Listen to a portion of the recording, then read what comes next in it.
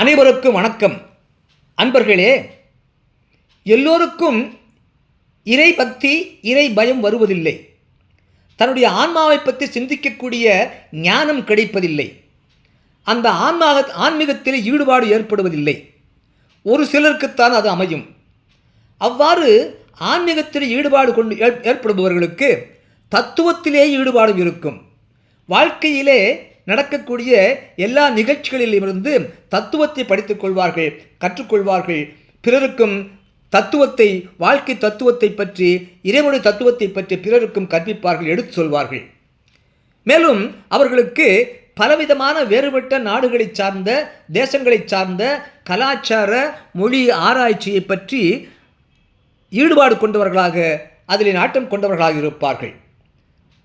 ஒரு ஜாதகத்திலே லக்னத்திற்கு 5ஆம் இடத்திற்குரியவன் லக்னத்திற்கு 9ஆம் இடத்தில் இருந்தால் இந்த மூன்றும், அதாவது ஆன்மீக ஈடுபாடு, தத்துவ ஈடுபாடு, பல வேறுபட்ட கலாச்சார, மொழி ஆராய்ச்சியிலே ஈடுபாடு, நாட்டம் கொண்டவராக இருப்பார் என்று ஜோதிட சாஸ்திரம் சொல்லுகின்றது. அதன்படி மேஷம் லக்னம் முதல் கன்னி லக்னம் வரையிலும் 6 லக்னத்தில் பிறந்தவர்களுக்கு இந்த 3 சிறப்பு அம்சங்களை கொடுக்கக்கூடிய கிரகநிலை அமைப்பை பற்றி மாதிரி ஜாதக கட்டம் போட்டு விளக்கம் சொல்லக்கூடிய காணொலியை இப்பொழுது நீங்கள் காண்பீர்கள். இப்பொழுது பார்த்து கொண்டிருப்பது 2 மாதிரி ஜாதக கட்டங்களாகும்.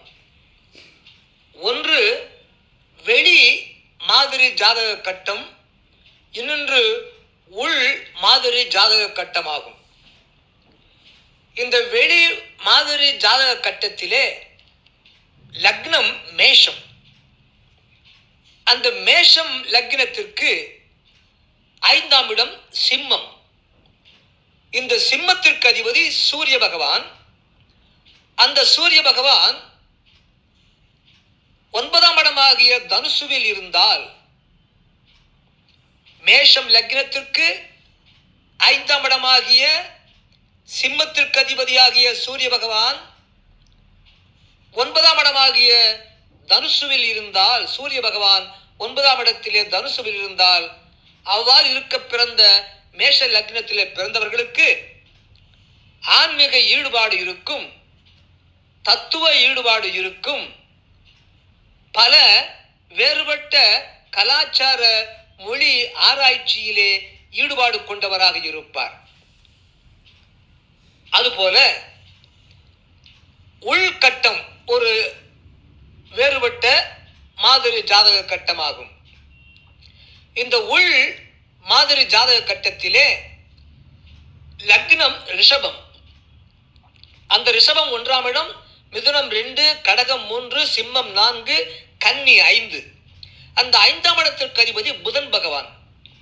அந்த புதன் பகவான் அந்த ரிஷபம் லக்னத்திற்கு 9ஆம் இடமாகிய மகரத்தில் இருந்தால், ரிஷபம் லக்னத்திலே பிறந்தவர் ஜாதகத்திலே 5ஆம் இடமாகிய கன்னிக்கு அதிபதியாகிய புதன் பகவான் 9ஆம் இடமாகிய மகரத்தில் இருந்த புதன் பகவான் இருந்தால், அந்த ஜாதகருக்கு ஆன்மீக ஈடுபாடு இருக்கும், தத்துவ வழிபாடு ஈடுபாடு இருக்கும், பல வேறுபட்ட கலாச்சார, மொழி ஆராய்ச்சியிலே நாட்டம் கொண்டவராக இருப்பார்.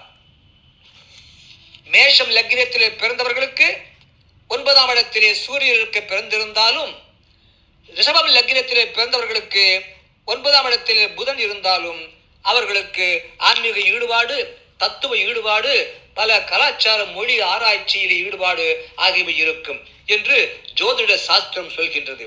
அறிவீர்களாக. நன்றி, வணக்கம், வாழ்க வளமுடன். அனைவருக்கும் வணக்கம். நீங்கள் இப்பொழுது பார்த்து கொண்டிருப்பது 2 மாதிரி ஜாதக கட்டங்களாகும். இது வெளி மாதிரி ஜாதக கட்டம், இது உள் மாதிரி ஜாதக கட்டம். இந்த வெளி மாதிரி ஜாதக கட்டத்திலே லக்னம் மிதுனம். மிதுனம் 1, கடகம் 2ஆம் இடம், சிம்மம் 3ஆம் இடம், கன்னி 4ஆம் இடம், துலாம் 5ஆம் இடம். அந்த துலாத்திற்கு அதிபதி சுக்கிர பகவான். மிதுனம் லக்னத்திலே பிறந்தவர் ஜாதகத்திலே 5ஆம் இடமாகிய துலாத்திற்கு அதிபதி சுக்கிர பகவான்.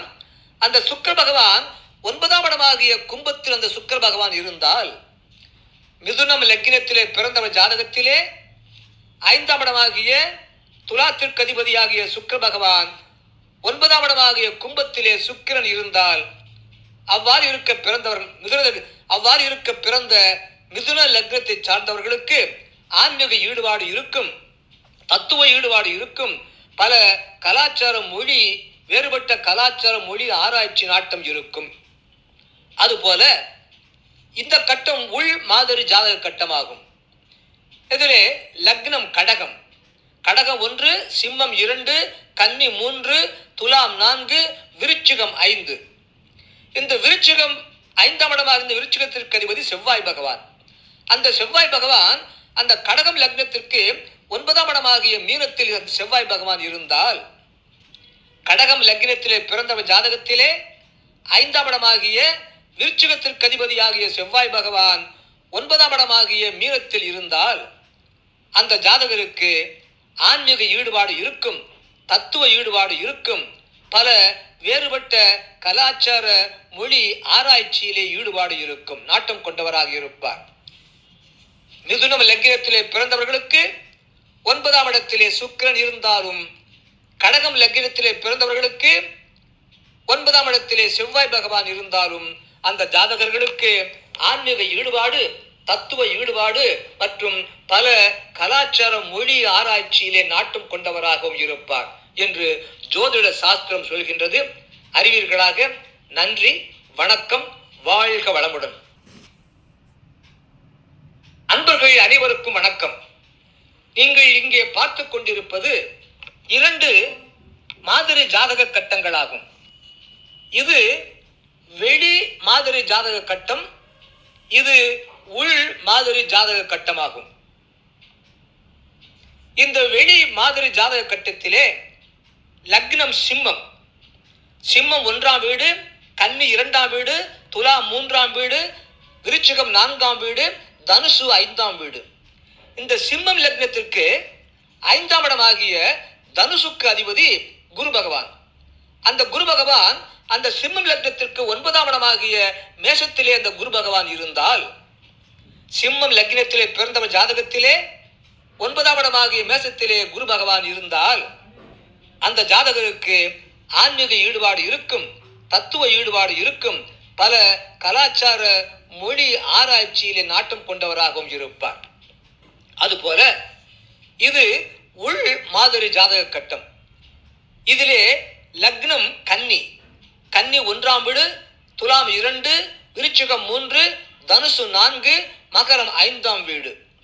இந்த கன்னி லக்னத்திற்கு 5ஆம் இடமாகிய மகரத்திற்கு அதிபதி சனி பகவான். அந்த சனி பகவான் 9ஆம் இடமாகிய ரிஷபத்தில் அந்த சனி பகவான் இருந்தால், கன்னி லக்னத்திலே பிறந்தவர் ஜாதகத்திலே அந்த கன்னி லக்னத்திற்கு 5ஆம் இடமாகிய மகரத்திற்கு அதிபதியாகிய சனி பகவான் அந்த லக்னத்திற்கு 9ஆம் இடமாகிய ரிஷபத்தில் இருந்தால் அந்த ஜாதகருக்கு ஆன்மீக ஈடுபாடு இருக்கும், தத்துவ ஈடுபாடு இருக்கும், பல வேறுபட்ட கலாச்சார மொழி ஆராய்ச்சியிலே ஈடுபாடும் நாட்டமும் கொண்டவராக இருப்பார். சிம்மம் லக்னத்திலே பிறந்தவர் ஜாதகத்திலே 9ஆம் இடத்திலே மேசத்திலே குரு பகவான் இருந்தாலும், கன்னி லக்னத்திலே பிறந்தவர் ஜாதகத்திலே 9ஆம் இடமாக ரிஷபத்திலே சனி பகவான் இருந்தாலும் அந்த ஜாதகர்களுக்கு ஆன்மீக ஈடுபாடு, தத்துவ ஈடுபாடு, பல வேறுபட்ட கலாச்சார மொழி ஆராய்ச்சியிலே ஈடுபாடும் நாட்டமும் கொண்டவராக இருப்பார் என்று ஜோதிட சாஸ்திரம் சொல்கின்றது. அறிவீர்களாக. நன்றி, வணக்கம், வாழ்க வளமுடன்.